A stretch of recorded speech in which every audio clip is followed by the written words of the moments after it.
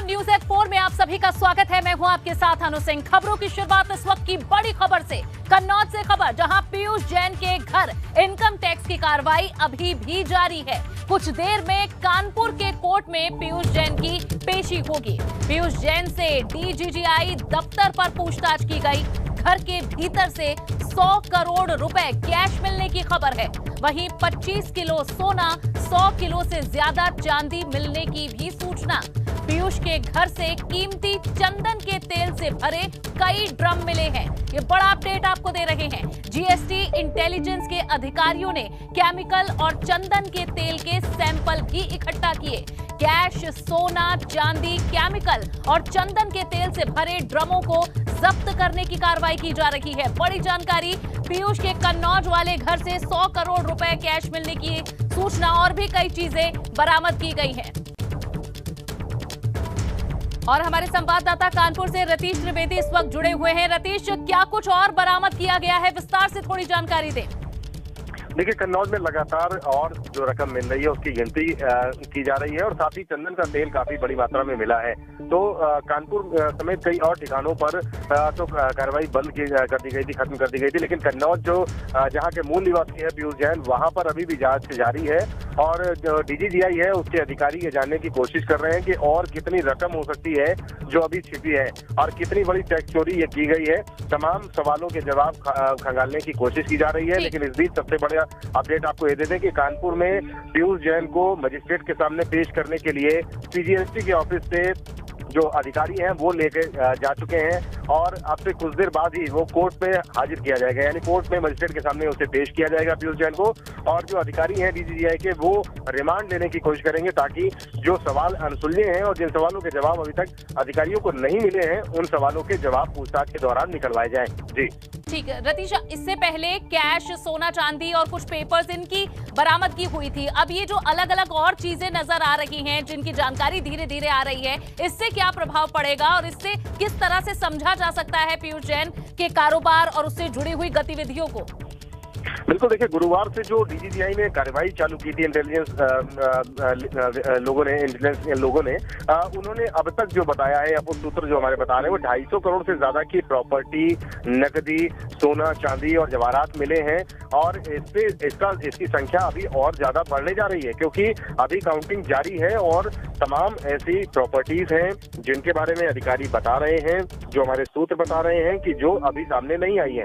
तमाम सवाल अनसुलझे हैं जिनके जवाब अभी लेना बाकी है। शायद इसीलिए रिमांड जरूरी है और रिमांड में जब रिमांड मिल जाएगी तो पूछताछ के दौरान और ज्यादा बड़े खुलासे होंगे। यानी फिगर्स अभी और ज्यादा बड़े होंगे क्योंकि वैल्यूएबल जो मिले हैं और ज्यादा मिलने की संभावना है। और इसीलिए ग्रिल करने के लिए, पूछताछ करने के लिए अभी वक्त चाहिए एजेंसीज को। इसीलिए कोई अभी मोटी तरीके से एक मोटा मोटी ये कहा जा सकता है कि वो फिगर सामने नहीं आ रहा, लेकिन ये बताया जा रहा है कि 250 करोड़ तो का आंकड़ा तो पार कर चुका है और ज्यादा ये आंकड़ा जा सकता है और 400-500 करोड़ तक का ये आंकड़ा जा सकता है। तो फिलहाल मजिस्ट्रेट के सामने पेश किया जा रहा है पीयूष जैन को और उसके बाद पूछताछ में ये कबूलवाया जाएगा कि और कहां और कितना पैसा और कितनी रकम अभी छिपा के रखी गई है। क्योंकि हमने देखा, अपने दर्शकों को भी दिखाया कि दीवारों से, फर्श से, सीलिंग से, गोदाम से, फैक्ट्री से, हर जगह से नोटों के बोरे मिले हैं, प्रॉपर्टीज के कागजात मिले हैं, सोना, चांदी, सिक्के मिले हैं।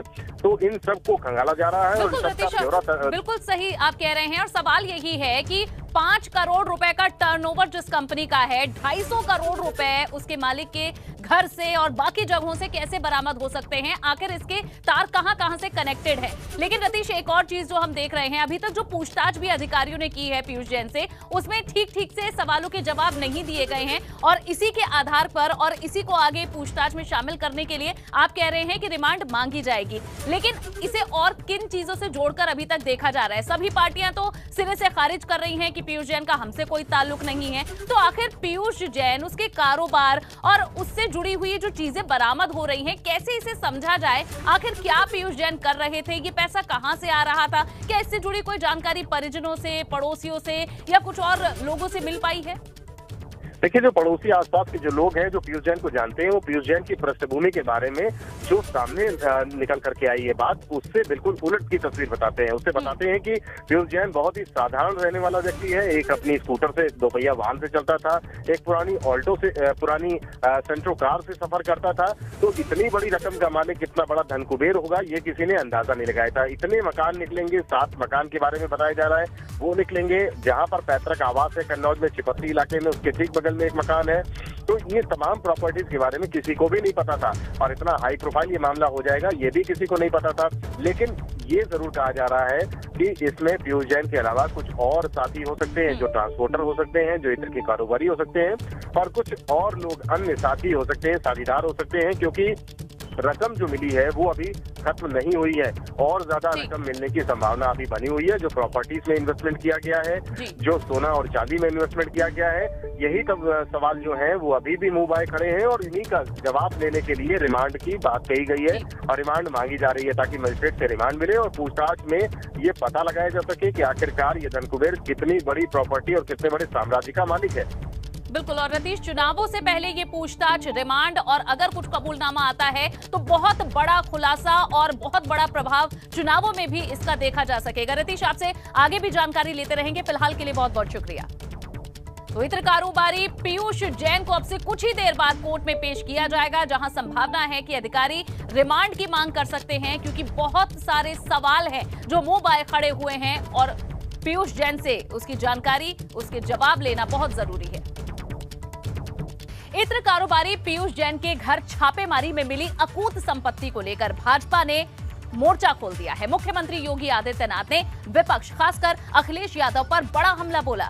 सीएम योगी ने कहा कि अब समझ आ रहा है कि बबुआ नोटबंदी का विरोध क्यों करता था। उन्होंने कहा कि जो 5 साल से सत्ता से बाहर हैं, आज भी उनकी दीवारों से नोट निकल रहे हैं। ये गरीब का पैसा है जो सपा, बसपा, कांग्रेस के नेता लूटते थे। वहीं मध्य प्रदेश के गृह मंत्री ने कहा है कि आज जहां भी दीवार खुरचो वहां नोट बरस रहे हैं।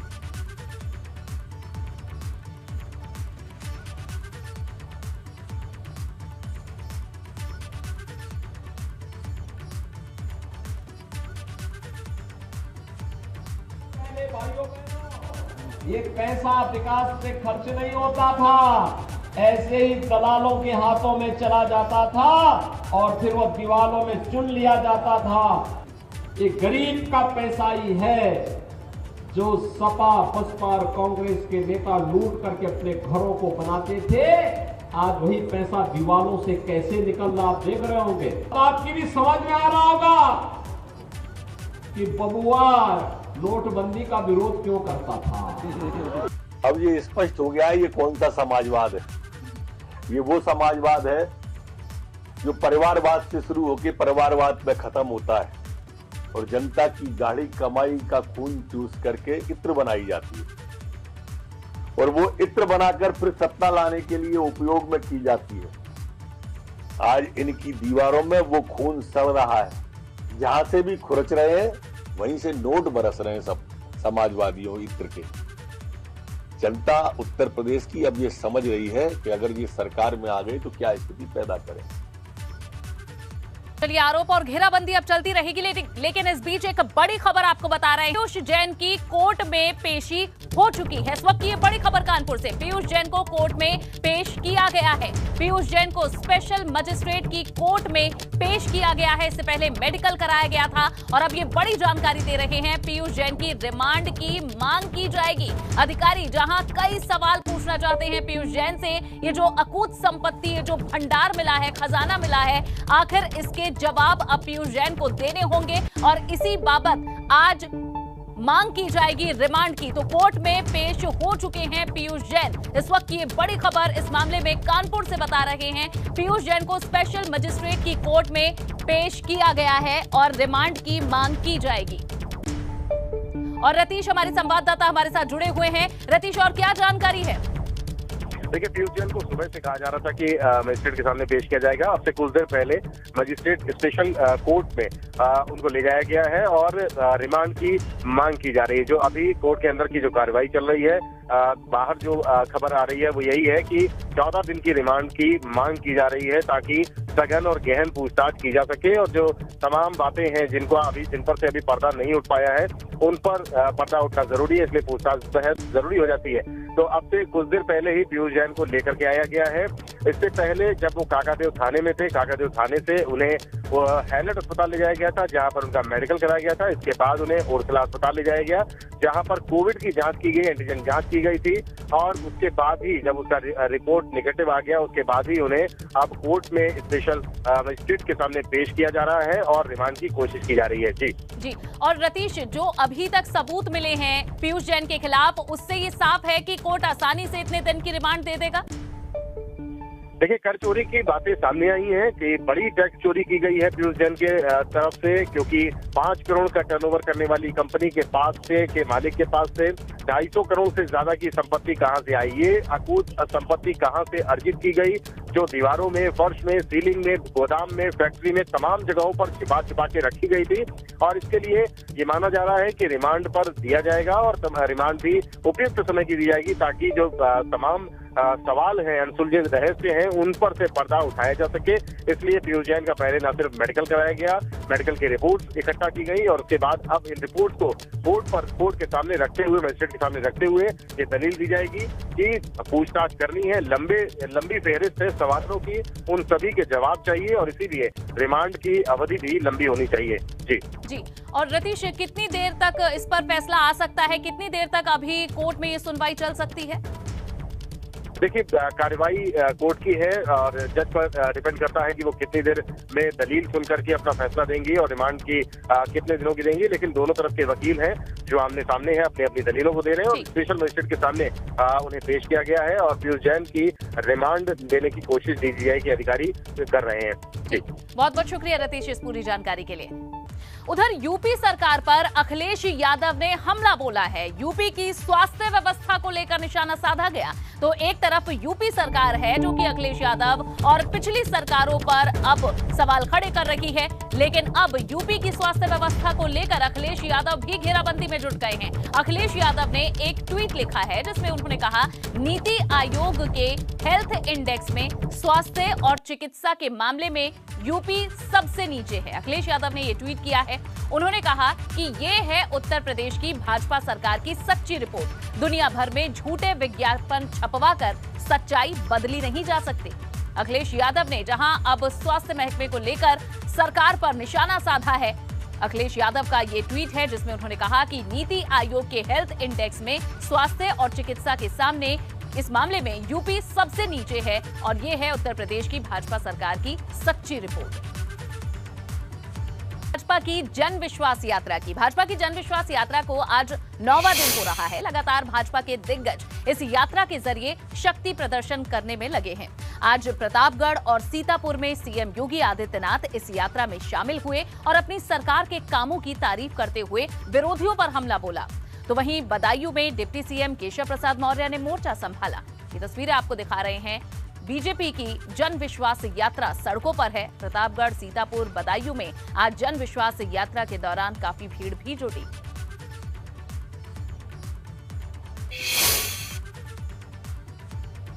सीतापुर में सीएम योगी ने 83 योजनाओं का लोकार्पण और शिलान्यास किया और जनसभा में सपा, बसपा और कांग्रेस को आड़े हाथों लिया।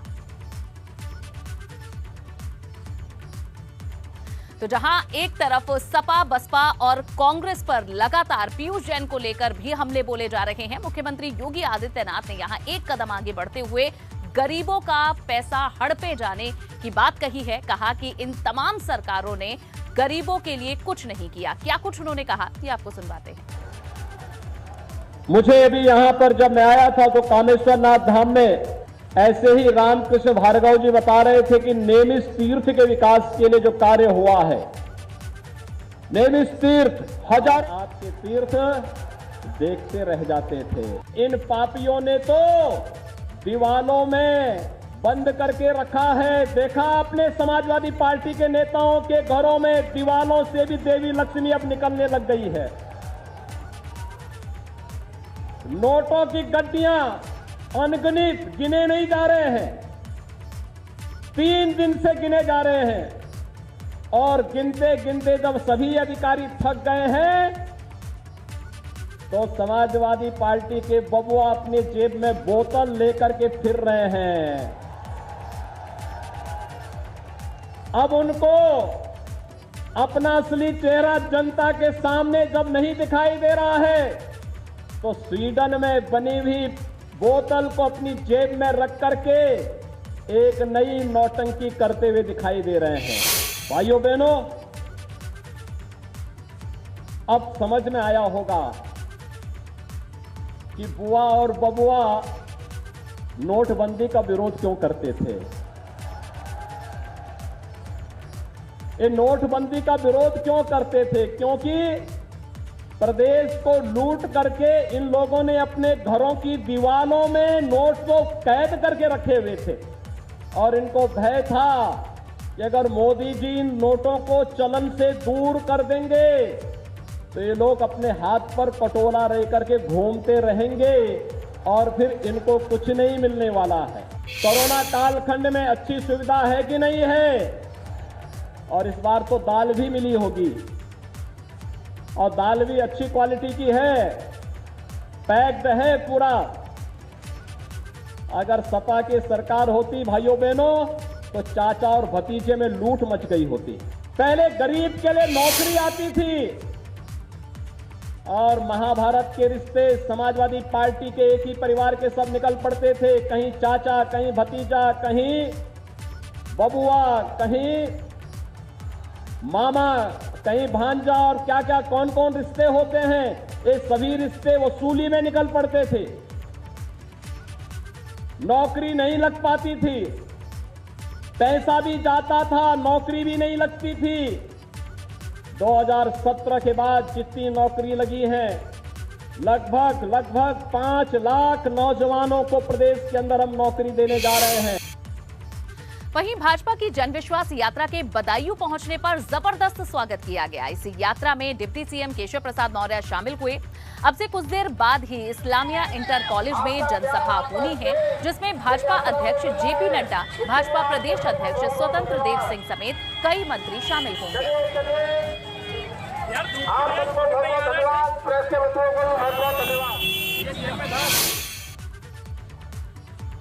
और इस बीच एक बड़ी खबर दिल्ली से बता दें, आज भाजपा की ब्राह्मण समिति की पहली बैठक है, जहां समिति के अध्यक्ष शिव प्रताप शुक्ला के आवास पर यह बैठक होनी है। बैठक में 80 ब्राह्मण संगठनों की मांग पत्र पर चर्चा होगी। जेपी नड्डा को सौंपा जा चुका है ब्राह्मण संगठनों का मांग पत्र। कई संगठन हैं जो अपनी अपनी मांगे रख रहे हैं और ये पत्र जेपी नड्डा को सौंपा गया है। शाहजहांपुर में परशुराम जन्मस्थली को पर्यटन स्थल का दर्जा देने की मांग शामिल है। साथ ही लखनऊ में चौराहे का परशुराम के नाम पर मांग करनी, ये कहा गया है कि ये जो चौराहा है उसे परशुराम के नाम पर रखा जाए। तो ये कुछ मांगे हैं जो एक पत्र के रूप में अब दी गई हैं। शाहजहांपुर में परशुराम का जन्मस्थली को पर्यटन स्थल बनाने और साथ ही लखनऊ के चौराहे का परशुराम के नाम पर नाम रखने की मांग इसमें शामिल है। वहीं इस बैठक को लेकर समिति के अध्यक्ष शिव प्रताप शुक्ला का क्या कुछ कहना है, ये भी आपको सुनवाते हैं। हमारे साथ बातचीत के लिए मौजूद हैं पूर्व वित्त राज्य मंत्री और राज्यसभा सांसद शिव प्रताप शुक्ला जी। इनको उत्तर प्रदेश में ब्राह्मणों को साधने के लिए एक समिति बनाई गई है, उसका प्रमुख बनाया गया। सर, क्या काम रहेगा आप लोगों को जो समिति बनाई गई है, ब्राह्मणों को किस तरीके से साधेंगे? समाजवादी पार्टी, बहुजन समाज पार्टी जिस प्रकार से गलत तरीके से यह फैला रही है कि ब्राह्मण नाराज है भाजपा से या ब्राह्मणों के लिए भाजपा ने नहीं किया, हम ये बताने जा रहे हैं कि ब्राह्मणों के लिए अगर किसी पार्टी ने किया है तो वह भारतीय जनता पार्टी है। प्रधानमंत्री नरेंद्र जी भाई मोदी हैं। इसके अतिरिक्त किसी ने भी नहीं किया है, तो उसको हम जगह जगह बताएंगे। इन लोगों का भंडाफोड़ करेंगे कि अगर चुनाव में कोई बात आती है तो हम टिकट को ही लेकर, जितना टिकट भारतीय जनता पार्टी ने दिया ब्राह्मणों को किसी ने नहीं दिया। आज राज्यसभा में जितने सदस्य उत्तर प्रदेश से ही गिन लीजिए, भारतीय जनता पार्टी के ब्राह्मण किसी के नहीं है। तो ऐसी स्थिति में उन लोगों का यह झूठा बयान, हम लोग उन्हीं के बयान को उनके मुंह पर थोपने जा रहे हैं। शुक्रिया हमसे बातचीत करने के लिए। तो ये पूर्व वित्त राज्य मंत्री शिव प्रताप शुक्ला, जिनका कहना है कि जिस तरीके से दुष्प्रचार हो रहा है समाजवादी पार्टी के द्वारा कि ब्राह्मणों को अहित हुआ है, उनका भंडाफोड़ करने का काम भाजपा की जो समिति बनाई गई ये करेगी और ब्राह्मणों के बीच में जाके प्रचार करेगी। रोशन विपिन के साथ अविनाश तिवारी, एबीपी गंगा, दिल्ली।